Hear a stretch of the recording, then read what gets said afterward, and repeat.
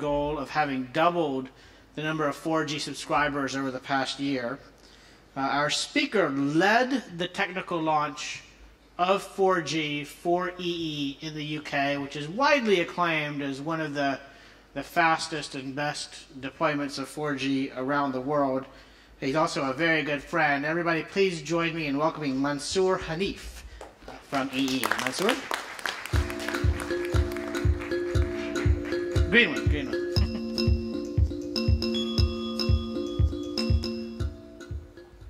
Hello everyone, and thank you very much for inviting me to talk about innovative services over LTE.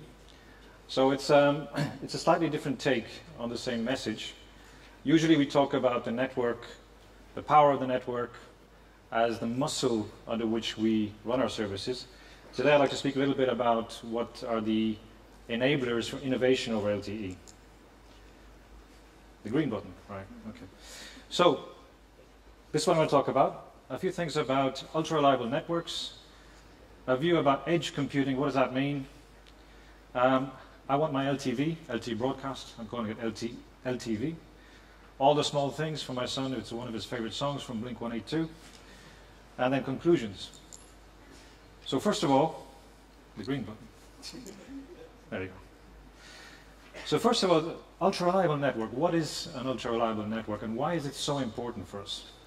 And I think really this came to me, I've been building networks for 20 years, and it was actually in Barcelona 3 years ago in a Huawei user group that there was an interesting debate, and there was a CTO roundtable, and the CTOs said at one stage, do you realize people think that networks should always work, and they need to always work in 100% of locations, and all the time, indoors and outdoors.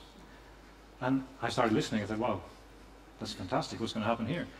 And the guy said, that is really dangerous. We need to make sure nobody believes that. It's never going to happen. You know? So I bit my tongue. I didn't say anything. But inside I was burning because I've built networks all my life and I want to build the best networks. And I believe we can build networks that work all the time, that are ultra reliable, indoors, outdoors, everywhere. So we set about thinking, how can we do this?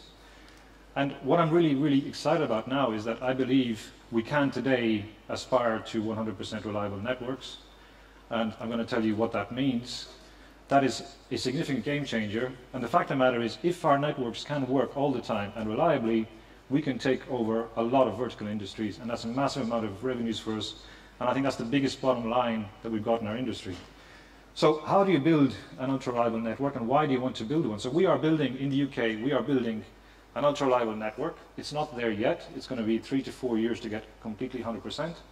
But we will achieve it. And we are doing that because we believe that every single call is mission critical. Every single customer counts. Yeah? Everybody's mission critical. So what does that mean? So in practice, it means, first of all, unbeatable coverage and capacity. Some of the speakers earlier have talked about how to get there in terms of coverage, capacity. For us in EE, we are building new sites. We are investing in areas that before were not covered, in the rural areas of the UK. We are adding carrier aggregation. We've already reached 400 meg speeds in London with 3 carriers together with Huawei and Qualcomm. We are rolling out more carriers. We have a plan for carrier after carrier after carrier to reach the 1 gig threshold together with Huawei and Qualcomm. And we're rolling out 800 meg spectrum that we recently won to stretch out our coverage, and we're using that with VoLTE because there's nothing to fall back on. So all of that makes sense. We're also investing in things that before the CFOs would never ever have signed off. So battery backup, fixed and mobile generators. Where's the ROI? Where's the ROI? Tough question to ask. Now, because we're going mission critical, we're getting that investment, and we're going to put it in, and it's going to be available for all our customers. Fixed and mobile generators, resilient transmission, flood defenses. We're actually going to make our networks resilient to flood. And I know in SoftBank they've done a huge amount of work there, and we share a lot of information with them. And they are the world leaders on flood defenses. Rapid response vehicles. So the flood defenses don't always work. You always need to have a contingency. But it's not just about CapEx, it's also about operational processes, site access, how to make sure you can always get into the site and switch the site back on if the landlord has switched it off. Those are one of the biggest things that happens to us in the UK, which is quite unfortunate. We need more powers to be able to do that. Preventive maintenance, putting the generators when there's a storm coming in, make sure the generators are the other side of the river, not this side of the river. Simple stuff, but it needs to be done. Revised SLAs, obviously, with our partners, including the managed service providers, but also new features that are coming that will allow us to do what we couldn't do before.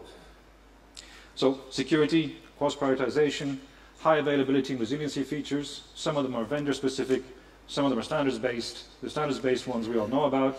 Mission critical PTT, proximity services which allow device to device.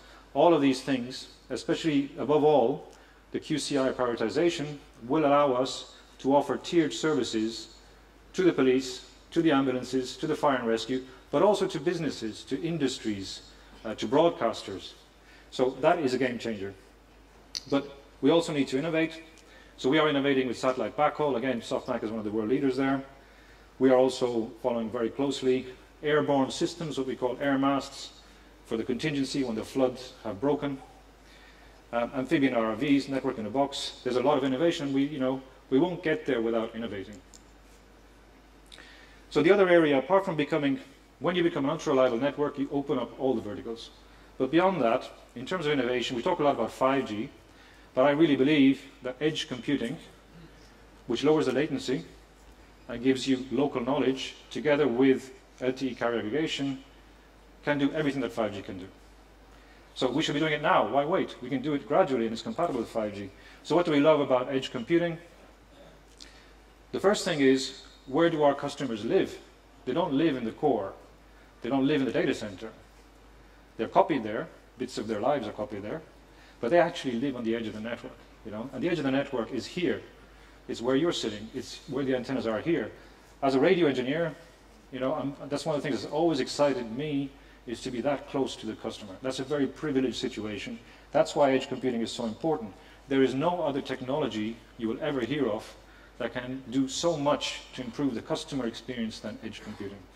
And that is a fact. So you leverage the proximity to create value from the proximity itself, but also about knowing the local needs and knowledge and being able to adapt your network to that local environment. The latency, obviously, we can get down to a few milliseconds, which is a dream today from macro networks, especially in the UK where the fiber is still not, BT is doing a great job, obviously, but it's still not perfect, so they will get there together.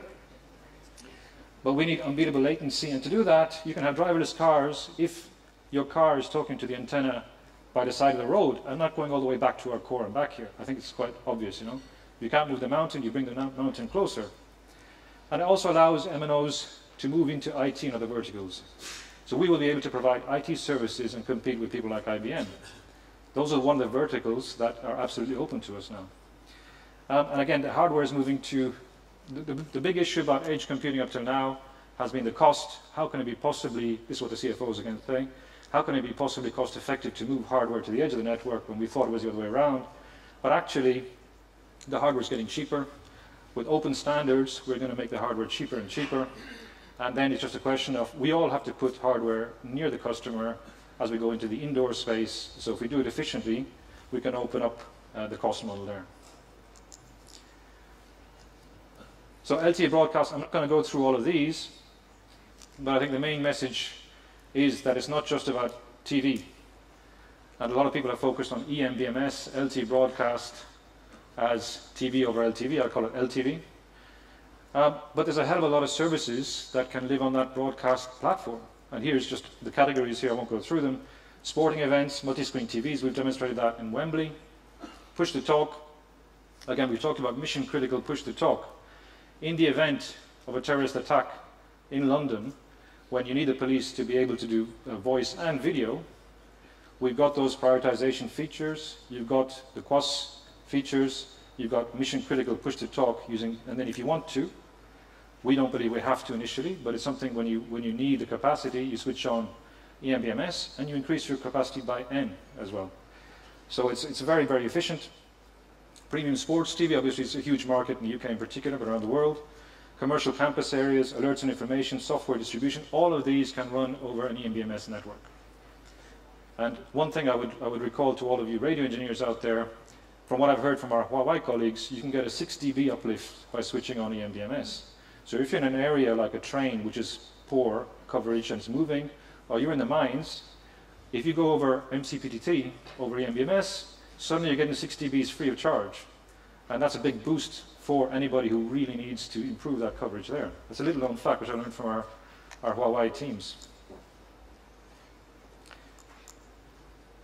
So moving on, where does Blink 182 come into all this? So all the small things. Obviously another area of innovation is IoT space. And I think Laurie and a few other people are going to speak about narrowband IoT. I think that's a massive breakthrough. And again, we're going to change the world with our technology. So narrowband technologies, which you'll hear about after the coffee break, plus open source networks, plus the extension of proximity services, which is pretty much D2D, device to device. All of these things, you put them together, and your net becomes even tighter. And in that net, that network of nets, you catch all the fish. The big fish, the small fish, the little fish. All the IoT will be caught in that net. So what does that net look like? So release 12 brings the Cat 0. It's already much lower complexity devices, and you can get 1 meg capable UEs. With release 13, where you have the two variants, Cat M and narrowband IoT, both of them use much less bandwidth. What that means, again, looking at the deep indoor case, is that over our macro network, you're suddenly getting up to 20 dBs better coverage just by a software upgrade over the macro network. So you're putting that network, by going narrowband, just with a software upgrade, straight into the heart of the home. 20 dBs is massive, up to 20 dBs, depends exactly what category you take. And again, it's not everybody's software upgrade. We encourage all our vendors to do this over software upgrade. I don't believe they're all there yet, but gentle nudge to those who aren't there yet. So lower data rates, battery life up to 10 years now for LTE modems, and prices with modules that are expected to be less than $5 US, less than $5 US by the end of next year. And people like Intel have committed to that price. That is another revolution that's coming along. So I've already mentioned the easy macro network upgrade. If that is simply a RAN software upgrade, then obviously why build an IoT network? Why build a low RAN network? Why do anything else than bring all that traffic over your software upgraded LTE advanced network with narrowband capability and stretch that coverage by 20 dBs into people's homes and garages? Makes sense to me. And if you do that with indoor coverage where you've already put in a 4G femto, and here I've drawn this here in the little diagram on the end there at the bottom. So at the home, if your home hub becomes your 4G femto, and that 4G femto has got edge capability, we spoke about that before, and you make it open source so you can rapidly innovate, what that's going to lead to is cycles of innovation which are 1 or 2 years, and we'll be able to compete with any of the over-the-top players because we'll be moving to their cycles. And the ecosystems will be as wide as anybody else's. And the bottom line is that's new revenues for mobile operators. The holy grail of our CFOs is on the way if we just tick all those boxes together in the right way. So on top of that, the final piece is device to device. And again, we've done proximity services. One of our parents, Deutsche Telekom, they've been spearheading the technology with Qualcomm on proximity services, D2D trials. That's the phase 1 of D2D, where it's just about discovery of the devices. But the next phases, which talk about relay, phase 2, those open up a whole new world of opportunities because then you could hop from one device to another. Here in this diagram, it's a pretty circular environment, but if you could hop from the fridge to the washing machine and back up through my son's mobile and back up to the femtocell and out to the macro network, then that's when we've got 100% coverage, guaranteed. Guaranteed. And I believe that will come. That's another few years away, but that's an area that we need to innovate. I'll give you a simple use case in my garage. What I'd like to be able to do is when my son goes downstairs and there's no connectivity, he asks for my 4G phone, and he puts it at the top of the stairs, and then he uses his phone to hop off my phone and back to the network. Obviously, under controlled circumstances where you have to have a family package with EE. You know, small thing to ask for, really. It's a good price. So that's where I believe there's a revolution to become. We should not be afraid Up till now, we have been too defensive. We're behaving like dinosaurs. We need to be agile, little brontosaurs, whatever they call them, the little ones. And we need to move much faster. And that's before we even talk about the Internet of Flying Things, which is another massive opportunity in the machine-to-machine space. So overall, what that means is referring to the Lord of the Rings, one ring to rule them all. What does that mean? That LTE has become the network to rule all networks. And having built networks for 20 years, I never thought this day would come. But I was always baffled why people are building networks all over the world. In one country, you might build separate, different, VHF, UHF, Tetra. You got the LoRa. Why do all that when you could do it over one network? And I think we've got to that stage where LTE is that technology. There has been no other mobile technology that has established itself so quickly globally as the baseline which can support all the verticals. And I'm totally convinced of that. And you've seen a movement over the last few years to convergence over LTE. I think that will continue. And really the reason why this has happened is that the performance and stability of LTE networks is bloody good. Bottom line, it works. Very solid. And I've tested and tested and tested myself, and my family can confirm that. I was amazed at the stability and performance, and that's the bedrock of the fact that that can be the one technology that can bring over all other technologies. And the fact that it's so flexible in implementation means that there's a proliferation of variations of the theme, so LTE-A, LTE-U, LTE-LAA, PSLTE, LTM, NB-IoT, VoLTE, ViLTE, and I've heard another one out there, ViLTE or Litra? Litra. So anyway, all that means it's such a great technology that it's also flexible as well as being strong, which is fantastic. Then you put the strength. The muscle is from the carrier aggregation, carrier after carrier after carrier, layer after layer of speed and muscle and power and strength and capacity. It's got it all. So I think Huawei will be making a press release about the work they've done with Qualcomm on the 1 gig roadmap of LTE Advanced today or tomorrow. But it's here now. The devices are here now. We have got a clear roadmap over LTE Advanced over 1 gig, getting to 1 gig gradually between now and 2020, and then a very smooth, simple, straight transition into 5G from there onwards to bring us into from 1 gig beyond. So we should not be waiting to innovate for that 2020. We can do it now over edge, carrier aggregation, with this 1 gig roadmap, and then just carry on with 5G. We just add in more spectrum and more muscle. So LTE, final message, and I think I'm just on time. LTE is truly a catalyst for innovation. Thank you very much.